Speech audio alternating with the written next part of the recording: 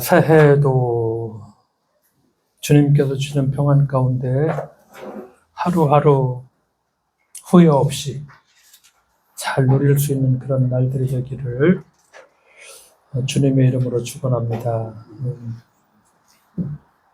옥스퍼드 영어 사전, 옥스퍼드 대학의 출판부에서 발행하는 거죠. 1년에 한 번씩 사회상을 반영해서 그 해를 대표할 만한 단어를 선정을 합니다. 아시는 분은 신문을 통해서 봤을 테지만 옥스퍼드 대학 출판부에서 2024년의 단어로 선정한 것이 바로 브레인 로트, 뇌썩음이라는 단어를 선정을 했습니다. 자극적인 쇼폼 콘텐츠를 과잉 소비해서 집중력을 저하시키고 문해력을 약화시키는 등 지적 퇴화가 심각해지는 현상을 꼬집는 단어 뇌썩음입니다. 2024년 올해의 단어로 선정된 뇌썩음은 1853년 미국의 생태주의자 헨리 데이비드 소로의 월든, 읽어보신 분들도 많이 있을 것입니다. 저도 읽어봤는데, 월든에서 처음 등장했다가 2024년에 이제 사용 빈도가 230%나 그렇게 늘어난 단어입니다. 소로는 당시 영국 시민들의 그 복잡한 사고를 거부하고 정신적으로 퇴보하고 있다며 영국이 썩은 감자를 해결하려고 그렇게 노력하면서 왜 뇌썩음은 치료하지 않는가라고 꼬집어서 여기에서 뇌썩음이라는 단어가 처음 사용을 했습니다. 주로 청소년들의 소셜미디어 중독을 경고하는 의미로 사용된 뇌썩음은 극우 유튜브 중독과 음모론에 포획된 우리가 2024년 윤석열 대통령의 망상과 비정상 행태를 이해하는 열쇠말로도 관심을 모으고 여론에서 그런 보도를 많이 했습니다. 그러니까 같은 대한민국에 살면서 여러분 우리가 뉴스에서 보는 것처럼 저 사람들은 왜 저럴까? 같은 사안인데도 지켜야 된다. 또 탄핵해야 된다. 그 표출하는 장면들을 보면서 저 사람들은 똑같은 사안은 분명한데 왜 저럴까? 여기에서 이제 중요한 것이 있는데 사람이 신념을 형성하는 데 중요한 것은 사실 여부가 아니라 정체성이라는 점입니다. 이거 정말 이걸 이용하는 키워드인데 내가 어떤 신념을 형성하죠. 근데 내 신념을 형성하는데 여기서 가장 중요한 게 사실 여부가 되어야 되는데 그것이 아니라 정체성이라는 점. 그러니까 우리가 매우 많이 배우는 학자, 박사야, 교수야, 저명한 교수. 저 사람이 저런 음모론에 빠지는 이유를 설명하는 중요한 열쇠가 됩니다. 제프리 코언이라는 미국 스탠퍼드 심리학 교수가 이끄는 연구팀이 작년 10월 달입니다. 실험 심리학 저널에 발표한 연구에 따르면은 학력이 높은 사람도 뉴스를 판단할 적에 정보의 정확성보다 자신이 믿고 있는 것, 이것을 우선시했다는 것입니다. 그러니까 사안을 판단하는 데 있어서 정보가 이제 들어왔어. 근데 이것이 사실 여부보다도 더 중요한 것이 내가 믿고 있는 것, 내 믿음과 일치하는가지가 정보의 정확성보다 더 큰 영향을 미쳤다는 것. 이것은 정치 스펙트럼, 좌나 우나, 교육 수준, 교육을 많이 배웠고 덜 배웠다는 그런 수준, 추론 능력과 관계없이 동일하게 나타났다는 심리학 결과를 발표했죠. 그러면서 이 과정에서 소셜미디어의 자동 추천 알고리즘, 이 역할이 결정적이죠. 내가 조금만 클릭하면 내가 좋아하는 걸 딱 선호해가지고서 자동적으로 분석해서 그냥 내가 다 볼 수 있게 그런 정보를 나한테 다 끌어다 주죠. 그러니까 보고 싶은 것만 보게 하고 자신의 신념 체계에 맞지 않는 정보는 외면하도록 해줘. 그러면서 확증 편향을 더욱 강화시키고 있다는 거. 이거를 읽고서 그랬구나. 나름대로 과학적인 어떤 판단이라고 할까? 저 사람들이 왜 저럴까? 하는 기본적인 어떤 그 토대를 충분히 이해할 수가 있었습니다. 극우 유튜버들과 음모론들. 이 과학 철학자 리 맥컨타이어에 따르면은 음모론은 어떤 악한 목표를 이루기 위해서 활동하는 악의 세력에 관한 추론 이론이라는 것입니다.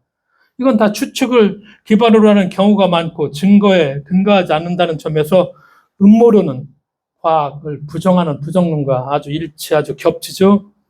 우리나라 음모론 유튜버들입니다. 이 음모론의 진원지입니다.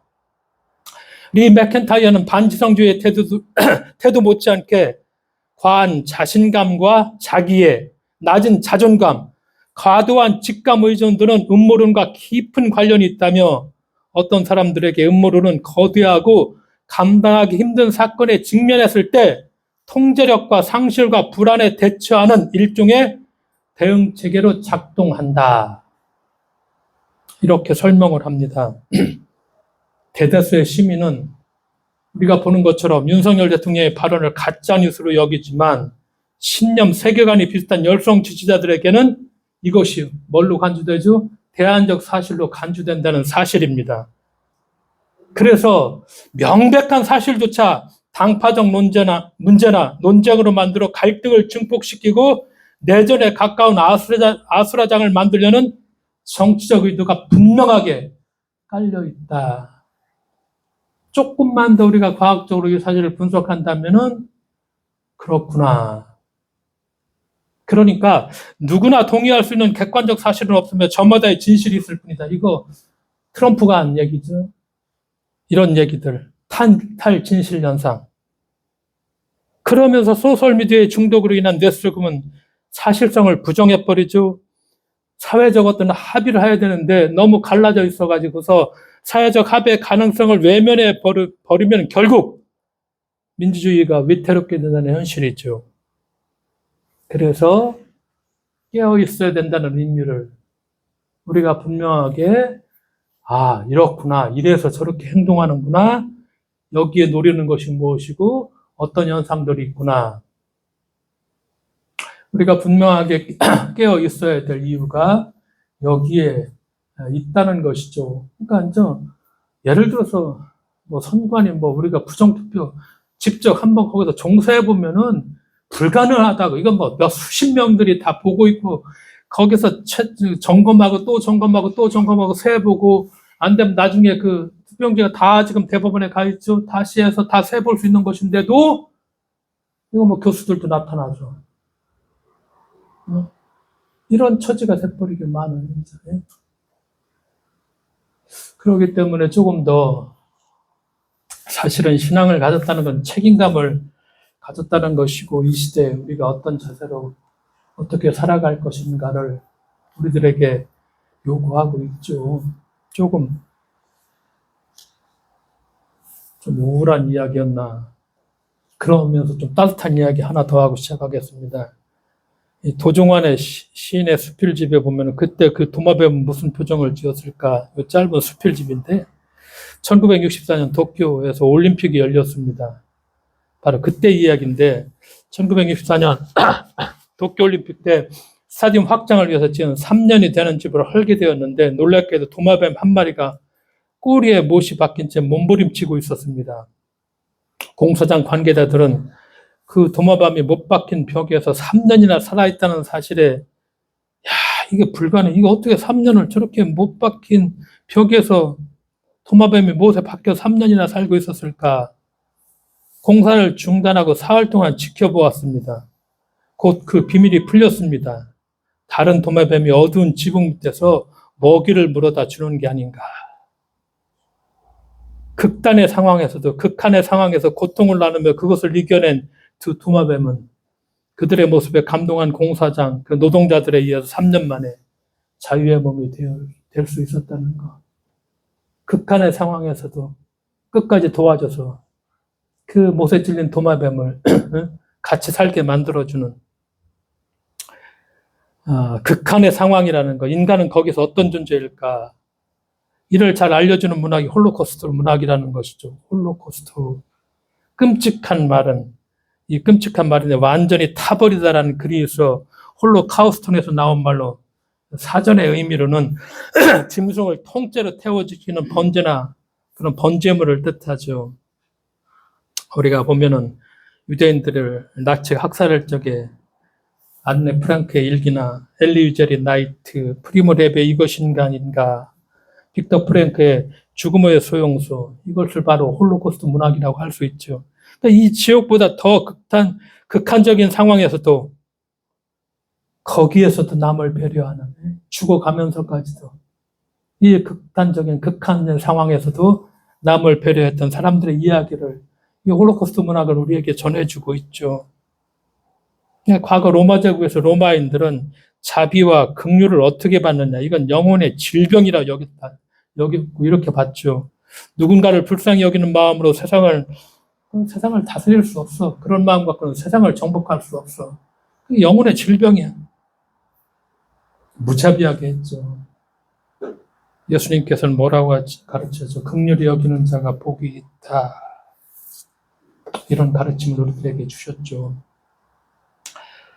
두 가지를 생각하면서 오늘 본문 우리가 너무나 잘 알고 있는 몇 수십 번은 들어봤을 제목을 탕자의 비유, 돌아온 탕자. 근데 좀 생각해 볼 것이 있구나. 왜냐? 여러 번 읽어보니까 탕자는 작은 아들이죠. 이거 다 작은 아들을 주인공으로 보고 있는 관점에서 돌아온 탕자, 탕자의 비유 이렇게 얘기하죠. 그런데 이 본문에 보면은 아버지가 등장하고 큰아들도 등장을 합니다. 우리가 아까 읽었죠. 비유의 처음에 어떤 사람에게 아들이 둘이 있는데 이렇게 시작하고 맨 마지막 24절인데 마지막 32절이 끝나는 것이 거기까지만 제가 읽게 하는 32절 아버지가 큰아들을 타이르는 말로 이 비유가 끝이 나죠. 근데 이 비유 앞에는 우리가 아는 것처럼 무슨 비유가 나오느냐 우리가 잘 알고 있는 거. 잃은 양. 한 마리 잃은 양 끝까지 찾으러 가는 이야기. 또 동전 10개가 있는데 하나를 잊어버렸어. 그것을 끝까지 찾는 그 여인의 이야기. 그리고 오늘 우리가 읽었던 이 말씀이 동일한 구조를 똑같이 갖고 있습니다. 그 두 비유가 다 양과 동전을 잃었다가 다시 찾아 기뻐하는 사람의 이야기죠. 이 비유를 우리가 그냥 탕자 이야기나 돌아온 아들로 달아서는 사실은 전체 의미를 포함하지 못합니다. 그리고 여기에서 주인공은 누구냐? 사실은 아들이 아니라 아버지죠. 어떤 사람에게 두 아들이 있었다. 두 아들 먼저 생각나는 성경에도 이 두 아들 카인과 아벨 싸움, 이삭과 이스마엘, 에서와 야곱. 이 두 아들이 형제가 사이가 좋다기보다는 어떤 상황이 극단적인 상황이 갈 때도 있고 투쟁과 싸움 이렇게 얘기를 시작할 때가 참 많죠. 두 아들. 저도 두 아들이 있죠. 박광선님도 두 아들이 있고 유은실 선생님 만나는데 여기도 두 아들이 있고 김봉화 원사님도 두 아들. 다 두 아들이죠. 아들이 둘씩이나 있죠. 그렇나요? 전부가 그렇구나. 예. 근데 같은 부모에게 나왔어도 저마다의 개성이 정말 다릅니다. 어떻게 저렇게 다를까? 정말 달라요. 같은 부모에게 나왔는데도. 그러니까 이 본문에서도 이 두 아들이 그랬던 것 같아요. 어느 날 작은 아들이 아버지에게 말하죠. 아버지, 재산 가운데 내게 돌아올 것을 내게 달라. 그러니까 아버지가 주저함도 없이 그냥 줘버려. 두 아들에게 나눠줘. 근데 우리가 이 부분을 평소 그냥 이렇구나. 이렇게 주는구나. 달라고 하는 게 주는구나. 그런데 이것은 어떤 얘기죠? 2000년 전에 팔레스타인의 얘기입니다. 근데 정말 2000년 전에 팔레스타인 얘기에서 어떤 마을에서 이 비유를 듣고 있는데 이 비유를 이렇게 시작할 적에 유대인들이 이거 가만히 듣고 있었겠습니까? 술렁거립니다. 이게 무슨 얼토당토한 소리야. 우리는 그냥 생각 없이 작은 아들이 달라고 하는데 아버지가 그냥 나눠줬어? 우리는 눈으로 성서를 읽습니다. 그때 사람들은 귀로 예수님의 말씀을 들었죠. 그러니까 내가 2000년 전의 사람이라고 생각을 한번 해보고 내가 2000년 전 유대 사람이야. 지금 예수님의 비유를 듣고 있어. 나에게 예수님께서 이런 비유를 들려준다면은 이렇게 생각해야지 말씀이 훨씬 더 생생하게 나에게 다가오죠. 비유의 시작부터 여기저기서 수군거립니다. 왜일까? 아버지가 돌아가시지 않았어. 근데 유산을 달라고 그래? 이거 작은 아들? 이거 용납이 안 되는 것입니다. 그 당시에. 2000년 전의 이야기. 요즘에는 뭐 조금 그럴 수도 있겠다. 어떤 집에서는 그럴 수도 있겠다 하지만 2000년 전에는 이거 용납이 안 되는 이야기죠. 왜냐? 아버지가 건강하실 때, 하늘의 수명이 다하지도 않았을 때 재산을 분배해 달라고 하는 요구는 마치 아버지가 빨리 죽기를 바라는 것과 같기 때문에 이거 그 당시에 용납할 수 없는 그런 상황입니다. 아들이 뭐 아버지 건강하게 멀쩡하게 살아있는 돈을 달라? 당시에 재산의 분배는 마땅히 아버지가 임종 때 마지막 돌아가실 때 재산의 분할을 해주죠. 여기 보니까 마누라가 없으니까 결혼하지 않았다는 얘기죠. 그럼 보통 20대 초반에 결혼하니까 여기 작은 아들이 10대 후반이죠. 이 작은 아들은 아버지에게 무리하게 짝이 없는 요구를 하며 아버지의 재산을 딱 나눠받고 바로 그 재산을 어떻게 하죠? 처분해서 뭘로 만들죠? 현금화해서 돈으로 바꿔서 먼 지방으로 떠납니다. 이것도 또한 문제죠. 왜?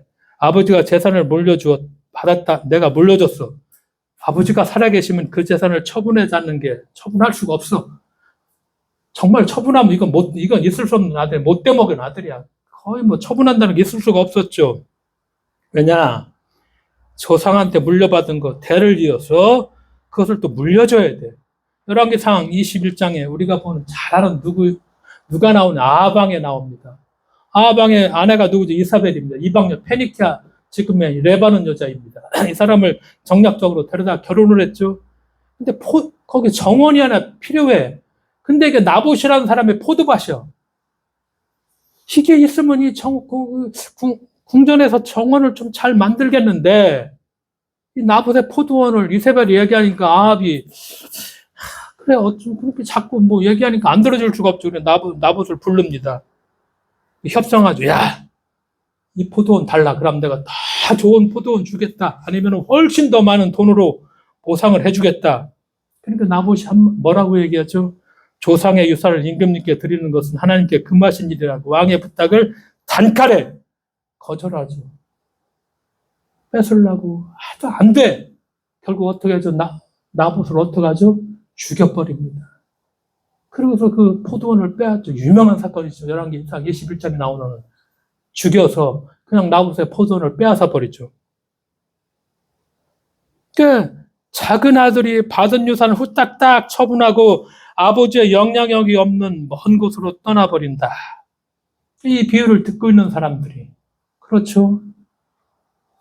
집을 떠난 작은 아들 우리가 그다음 뭐 잘 알죠. 뭐 허랑방탕하게 생활했고 재산을 모조리 낭비했고 다 써버린 후에 지독한 가난 극심한 굶주림 끝에 결국 이 사람이 했던 일은 뭐를 하죠? 이방 사람들이 치는 돼지 치는 거. 유대인들은 돼지고기 절대 안 먹죠. 율법에 금하고 있으니까 돼지 치는 거 이건 용납이 안 되죠. 근데 유대인이면서도 뭐 먹고 살아야 되니까 이방인에 가서 돼지 치겠다.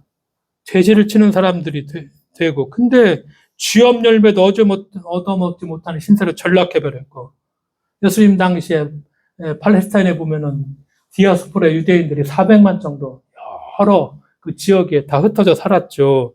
흩어져 있는 유대인들이 다른 유대인들이 오면 도움을 주기 위해서 훌륭한 조직 이런 걸 잘 갖추고 있었습니다.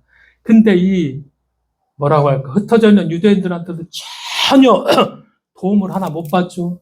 이 얘기는 뭐냐? 그 흩어져 있는 유대인들에게 얼마나 이 작은 아들이 얼마나 밉보였으면은 얼마나 사람 같지 않게 했더라면은 그 흩어져 있는 유대인들이 충분히 자기 동족을 다 도와주려고 그런 조직을 잘 갖추고 있음에도 불구하고 그 흩어져 있는 유대인들한테 자기 동료 유대인들한테 전혀 도움을 받지 못해서 돼지가 치는 쥐업 열매도 먹지 못하는 그 순간으로 그 처지로 떨어져 버리고 말았죠. 이방인이 돼지 치는 일 당연히 율법이 금하고 있는 것이죠. 해서는 안 되는 일이죠. 그러니까 작은 아들이 뭐라고 얘기하죠? 하늘과 아버지 앞에 죄를 지었다. 이 얘기입니다. 하늘과 아버지 앞에 죄를 지었다. 이 아들이 어떻게 살아난지를 충분히 추측할 수 있는 그런 말이죠. 하늘의 죄를 지었다. 자기 민족 종교를 버렸죠. 이방인의 돼지를 친다는 것은 용납이 안 되는 일이죠. 하나님과 상관없는 그런 삶을 살았다. 그런데 그렇게 살았더라도 그 어느 누구에게 쥐업 열매 하나 얻어먹지 못하는 그런 신세가 돼버렸다. 아버지의 재산을 다 탕진해버리고 아버지를 복양할 그런 자식의 의무를 저버려버리고 이방인의 종이 돼서 같은 민족에게 모욕감을 주는 그런 일을 했고 율법이 그만 돼지를 침으로써 하나님의 백성으로서의 신분까지 완전히 포기하기에 이르게 되었죠. 그러니까 예수님 당시 이야기를 듣고 있던 청중들 뭐라고 얘기했겠습니까? 아, 쳐 죽일 놈 뭐 별 얘기하게 이런 싸가지 없는 이런 놈은 다 밟아 죽여버려 뭐 이런 얘기 많이 했겠죠. 자기들이 용납할 수 없는 일을 이렇게 막 해놨으니까 이 비유를 들으면서 또 어떤 군중들은 아이고 자신의 생명과도 같은 재산을 나눠준 누구를 탓하게 해서 또 아버지도 문제야. 이렇게 할 수도 있겠죠. 비유를 듣고 있는 그 유대인들은. 그러니까 이 작은 아들은 경제적, 윤리적, 종교적 파산 상태가 되어서 이제 자기의 죄를 뉘우치고 아버지에게로 돌아가기로 마음 먹죠. 내 아버지의 그 집은 그 많은 품꾼들에게 먹을 것이 남아도는데 나는 여기서 굶어 죽여 죽는구나. 내가 이런 아버지에게로 돌아가서 이렇게 말씀드려야겠다. 아버지, 내가 하늘과 아버지께 죄를 지었습니다. 나는 더 이상 아버지 아들이라 불릴 자격이 없고 나를 품꾼의 하나로 삼아달라. 작은 아들의 이 말에서 우리는 아버지의 품성을 알 수 있죠. 아버지의 집에는 그 많은 품꾼에게 뭐가 남아있어? 먹을 것이 남아돈다. 품꾼은 종이나 하인은 아니죠. 종이나 하인은 가족 구성원이지만 품꾼은 그저 일이 있을 적에 하루 와서 일하는 그냥 일용 노동자들, 그런 노동자들이죠. 일용직 노동자는 당시에 최하층이죠. 노동을 하더라도 품삯도 제대로 못 받고 그리고 사람 대접도 받지 못했던 그런 사람들. 그런데 그 아버지는 이 품꾼들에게도 충분한 음식을 제공하였고 그들을 잘 해주었죠. 작은 애들은 이제서야 아버지가 어떤 분인가 그 아버지를 이제 깨닫게 되는 것이고 그래서 이 작은 아들은 이제 집으로 발걸음을 옮기죠. 15장 20절부터 이제 아버지의 얘기가 나오죠. 집으로 돌아오는 작은 아들을 맞는 아버지가 등장합니다. 여기서 보이는 아버지 또한 유대인들에게는 충격을 주죠. 작은 아들이 먼 거리에 있어. 근데 아버지가 그를 보고 달려가. 그렇다면 아버지가 매일 그를 기다린 거예요. 근데 고대 근동문화 우리가 생각해 보죠. 2000년 전에 성인 남자가 달리는 거 이거 용납 안 되는 것입니다. 이것도 위신을 완전히 떨어뜨리는 이 행동이야. 수치스러운 일이야. 막 저렇게 대낮에 뛰어가는 거. 이건 종들이나 할 일이죠. 어떻게 성인 점잖은 사람이 뛰어다녀 막. 근데 아버지는 안 한 걸 하지 않아. 먼 거리에 있는데도 보였다는 것은 아들이 집에 가까운 시간이 밤이 아니라 낮이었다는 거. 이걸 알려주죠. 그러니까 아버지는 대낮에 먼 거리를 뛰어가죠. 분명 동네 시장이나 마을 한복판을 지나쳤을 것이죠. 우리가 이런 장면을 충분히 상상해서 떠올려 볼 수 있죠. 대낮에 성인 남자가 마을 한복판을 뛰어다니는 소동이 일어나죠. 고대 근동에 참 우스꽝스러운 광경이죠. 이 광경이 펼쳐집니다. 근데 아버지가 이렇게 작은 아들을 맞이하기 위해서 뛰어간 것은 작은 아들이 너무 보고 싶어서 그렇기도 했지만 어쩌면 또 하나의 이유가 있죠. 페르나죠. 동네에서. 근데 페르나 같은 작은 아들이 동네 사람들이 이걸 보면 가만두겠어요? 저 새끼 저거 손가락질하고 돌팔매질도 던질 수 있고 그렇죠? 빨리 뛰어가는 거야. 그러니까 고대 사회에서는 정말 중요한 것이 우리가 보면 명예가 제일 중요하잖아요. 명예 때문에 스스로 목숨 끊는 사람들 참 많잖아요. 시족사에서 명예를 더럽힌 자들은 다른 구성원들에 의해서 다 책벌이 대상이 되죠. 달려간 아들이죠. 자기 아들이 죄기질을 내가 죄를 졌다 고백하기 전에 먼저 그게 목을 딱 껴안고 입을 맞추죠. 더럽고 만신창이가 되었겠죠. 아들이 어떻겠습니까? 쥐엄 열매도 못 먹었는데 그렇죠. 그 더러운 아들 아버지에게 정말 심한 모욕감을 주었던 그 아들을 껴안고 입을 맞추고 있죠.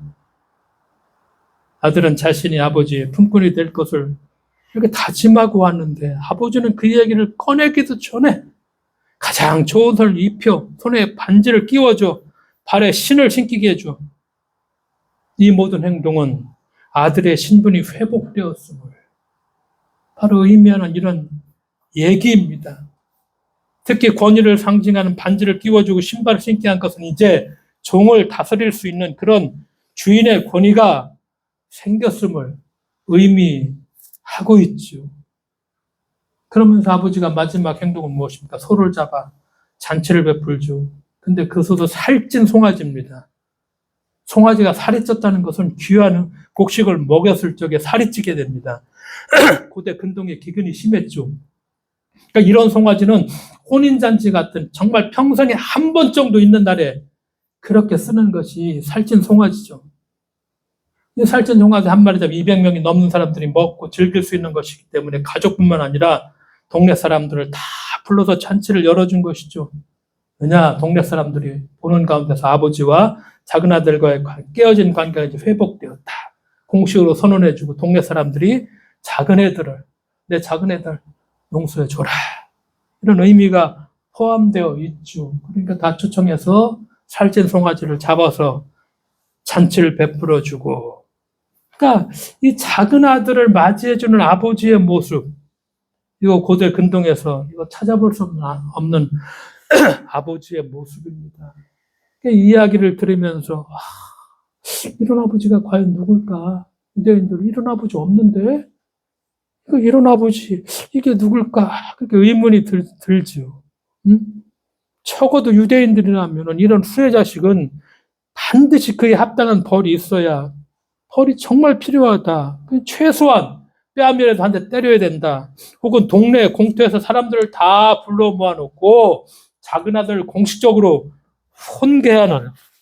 혼내는 어떤 그런 이런 최소한 2일 정도는 했었어야 되는데 어떤 데는 이렇게 아버지를 모욕하면 율법에 하면 돌로 쳐 죽여도 되죠. 돌팔매질, 매질 처형도 마땅한 것인데 그런데 이 아버지는 전혀 예상치 못한 행동이죠. 아무런 대가 없어. 어떤 조건도 달지 않은 그냥 맞아줘. 한마디 물어보고 조건 안 달죠. 대가 얘기하지 않죠. 그리고 받아주고 맞아주죠. 25절부터 이어지는 이야기의 주인공이죠.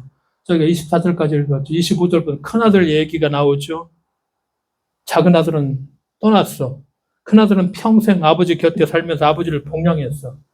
근데 그가 이제 밭에서 일을 했다는 것은 그가 얼마나 성실히 그 가업을 이어갔는지를 이렇게 보여주는 얘기죠. 밭에서 일을 하고 돌아왔는데 듣죠?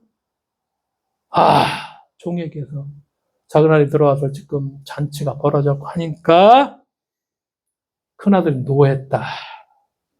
집으로 들어가기를 거부하죠. 그러니까 이런 큰아들의 행위는 잔치 분위기를 순식간에 망쳐놓게 되죠. 아버지가 베푼 잔치인데 거기에 들어가기를 거부하는 행동은 아버지를 거부한다는 것이고 자기 동생을 거부하고 거기에 초대된 모든 사람들을 거부하는 그런 행동이 된다는 것이죠. 이제까지 아버지의 뜻에 순종하였지만 지금의 행동은 아버지의 권위에 대한 도전입니다. 아버지에게는 수치와 모욕을 주는 것입니다. 그러니까 믿는 도끼에 발등 찍힌다고 믿었던 아들마저 그렇게 행동하다니. 근데 이 소식을 들은 아버지의 태도는 또 일관돼요.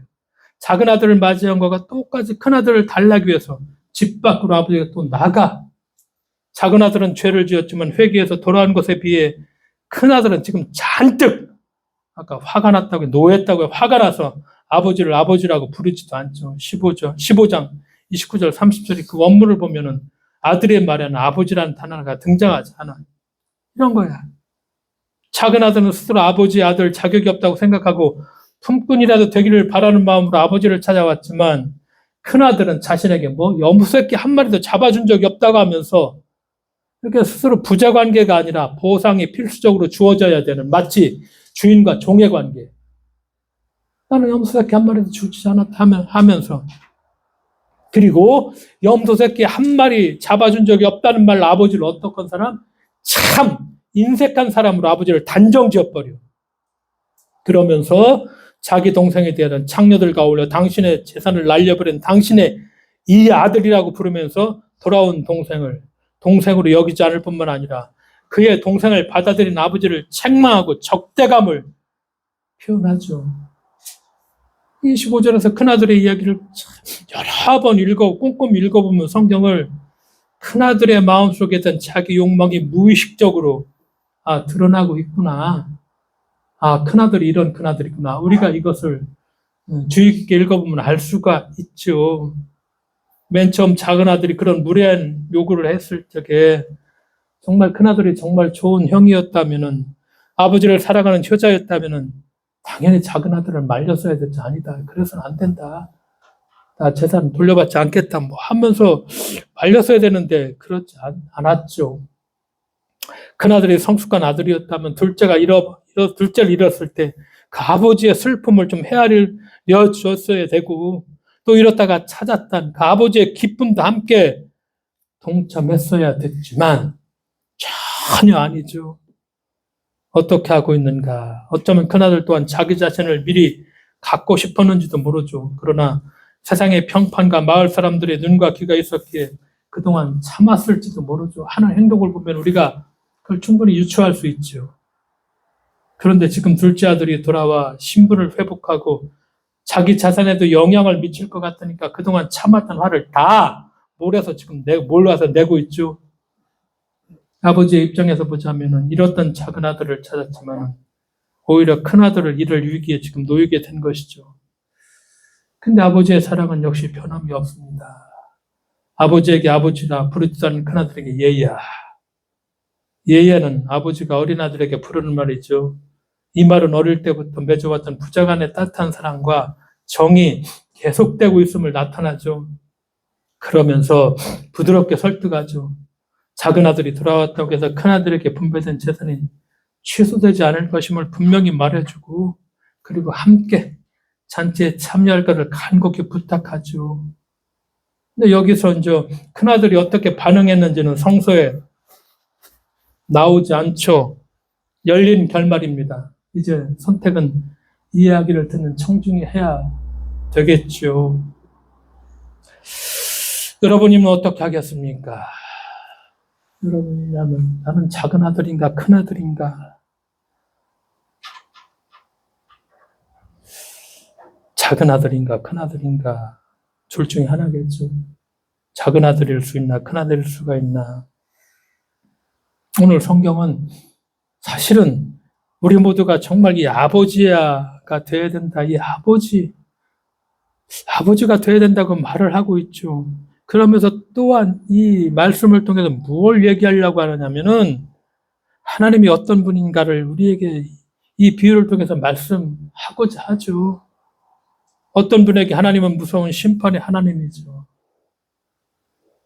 어떤 분에게 하나님은 자신의 또 어려움을 해결해 주시는 분이기도 하죠. 또 어떤 분에게 하나님은 멀게만 느껴질 수가 있죠. 다수 현대인들에게 하나님은 사실 존재하지도 않는 그런 분이기도 하죠. 그러나 오늘 우리의 스승이시고 주님이신 예수님의 이야기를 통해 알게 된 하나님은 어떤 조건도 달지 않고 은총을 베풀어 주시는 사랑의 하나님이시다.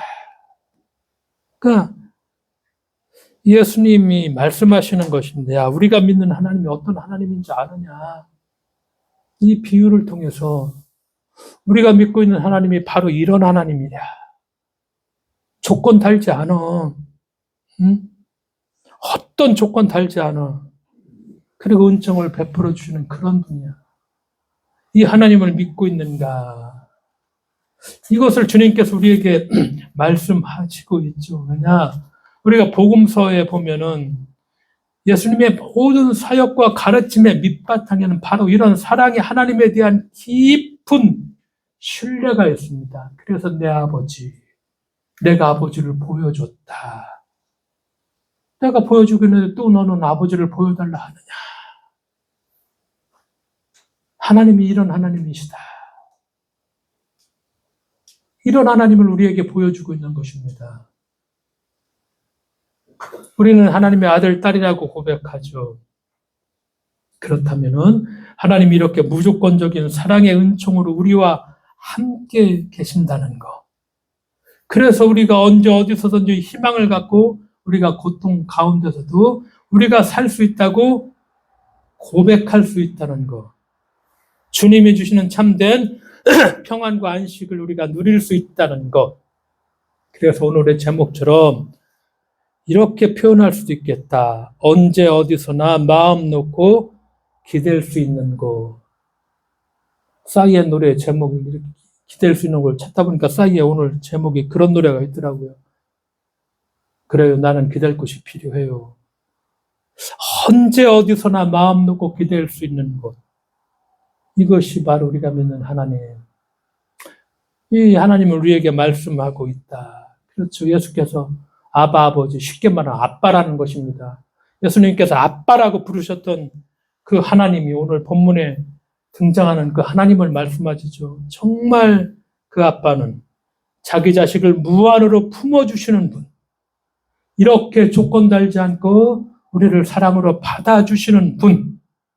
그래서 올 한 해도 언제 어디서나 마음 놓고 기댈 수 있는 사랑의 하나님이 나와 우리 함께 하심을 믿고 우리가 조금 더 그 아버지를 우리도 닮아서 넉넉한 사랑과 좀 넓은 품으로 형제와 동료와 이웃을 대할 수 있는, 그래서 좀 속상한 일이 있더라도 하늘에 계신 우리 아버지가 자비로우신 것처럼 우리도 좀 더 자비로운 사람이 되려고. 왜? 우리 아버지가 그런 분이시니까. 우리가 믿는 하나님이 바로 그런 하나님이시니까. 그래서 오늘도 얘야, 너는 늘 나와 함께 있으니 내가 가진 모든 것은 모두 다 내 것이 아니냐. 우리가 이 하나님을 신뢰하고 올 하나도 언제 어디서나 기댈 수 있는 이 하나님과 더불어 동행하는 그런 우리 모두가 되어야만 하겠습니다. 기도하겠습니다. 하나님 아버지 감사드립니다.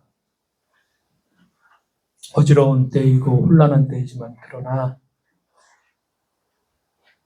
사랑의 하나님이 언제 어디서나 우리가 마음 놓고 기댈 수 있는 분이 우리와 함께 하심을 믿고 오늘 또 새해를 담대하게 주님 걸어갈 수 있도록 주께서 성령으로 함께 해 주실 것을 믿으며 예수님의 이름으로 기도드리옵나이다.